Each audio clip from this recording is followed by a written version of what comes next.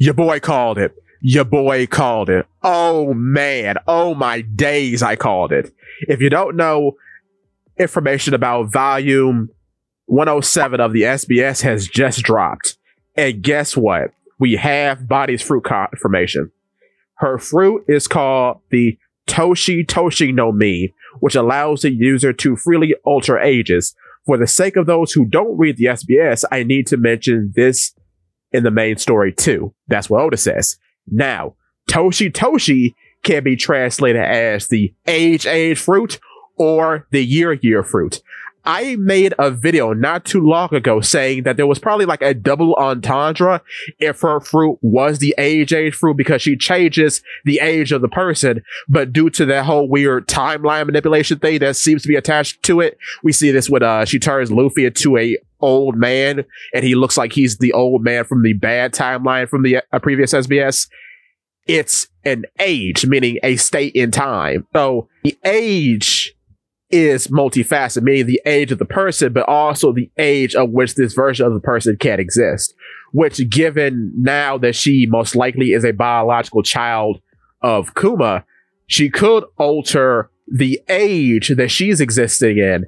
And when she becomes bulky, that could be her being born in an age in which she was a buccaneer, or which her buccaneer genes were expressed. This is, of course, if she is a biological child of Kuma.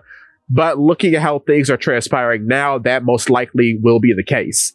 I can't believe I called it. Your boy called it.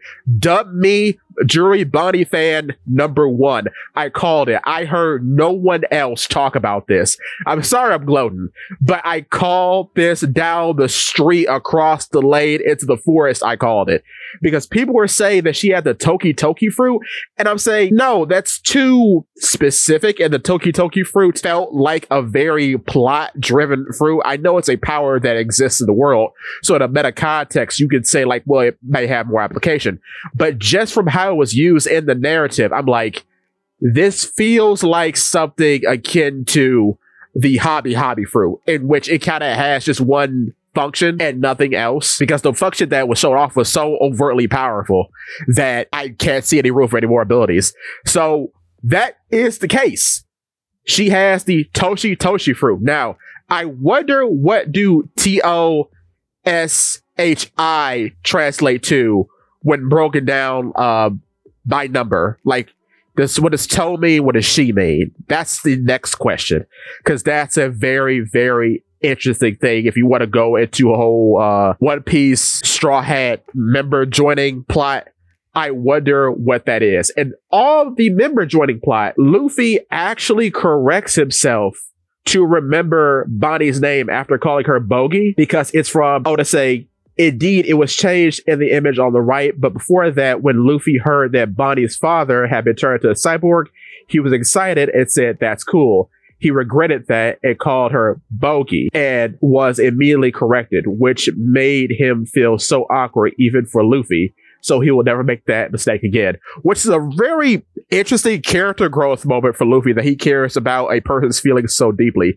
So Boggy, I guess, is a corruption of the word cyborg, or the Borg in cyborg. So Boggy is meant to be Borgy, which is a corruption of Borg in her actual name. So that's super interesting. Another thing that we find out is Ben Beckman was the one that shot off Kid's arm when he got to a confrontation with the red-haired pirates the first time. So that's pretty neat. And then we get further confirmation, of course, that Karibo did not hear Luffy's dream when he was trapped inside the barrel. That was pretty much clarified in the manga itself. I remember reading about that, because I first had thought, like, oh man, Karibo knows some very classified information about our main characters, but no, he couldn't actually hear what's going on because he was trapped in the barrel, and he said that the sounds were muffled. So that's accurate. Another interesting thing is that even though Kobe is a part of Sword, he's still technically in the Marines, so he can still become an admiral. And it's very interesting with Kobe, in like contrast to Luffy, is that Luffy knows what he wants from the start. Kobe kind of builds up his ambitions as he ranks up in the Marines, because at the start, he just wanted to be a commissioned officer in the Marines. But then in chapter 453, he wants to be an admiral, so his ambitions have increased. So that's super interesting. It really is putting him on the path to be the next generation of the Marines, which I think is pretty cool, and I think that's pretty neat. There's a bit, too, about Groose and why he has this long, silly cap. The fact that this cap actually opens a door into his personality and gives him backstory kind of makes me want to buy a plot in the graveyard, buy a tombstone, title the tombstone Smoker, and throw the corpse of Smoker in that ditch. Because the fact that this new character out of the blue is getting so much gas kind of buries Smoker's chances of ever being anything in the Marines. I said this before. I think he's going to be in Cross Guild or somewhere else.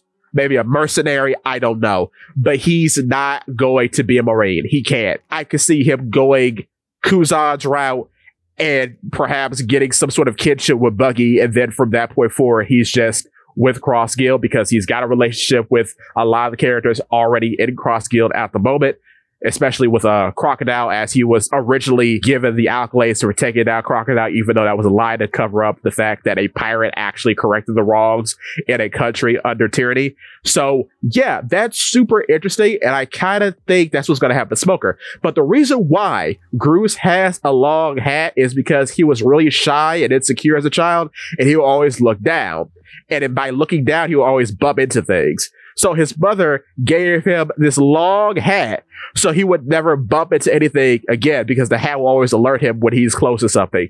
That's a really touching story out of nowhere. It endears me to Groose a lot more. And it shows you that he has a very particular relationship with this hat because, of course, he wears it all the time. And he's one of the few Marines other than Aki Inu who wears the Marine cap all the time, even when his rank has gone up.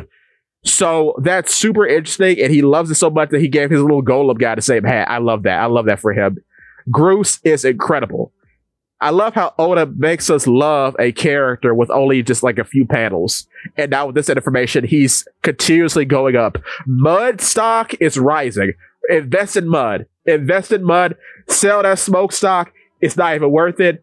Bad. So Hibari keeps a teddy bear on her backpack as a good luck charm, which I'd be okay.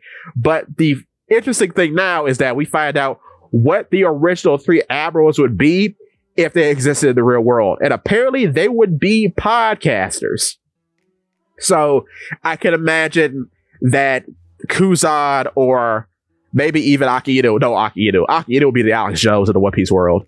Talking about, the pirates in the water are making the seas bad. I love that for him. I love that. I don't know what Kuzaru would even talk about.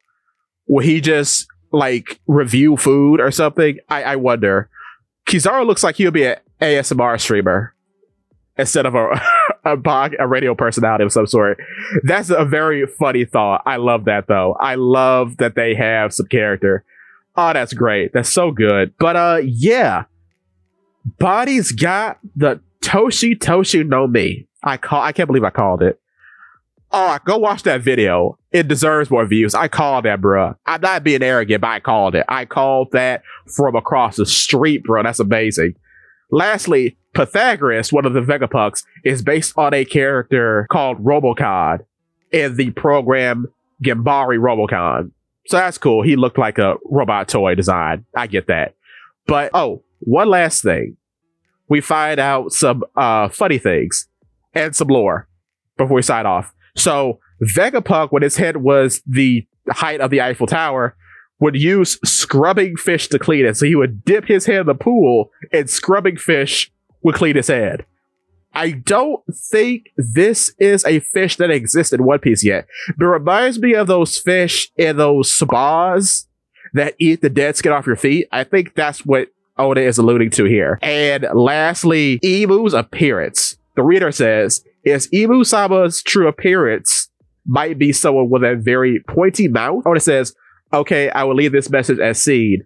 There seems to be more context, but it's cut out for now. So, I mean, I don't know what to do with that.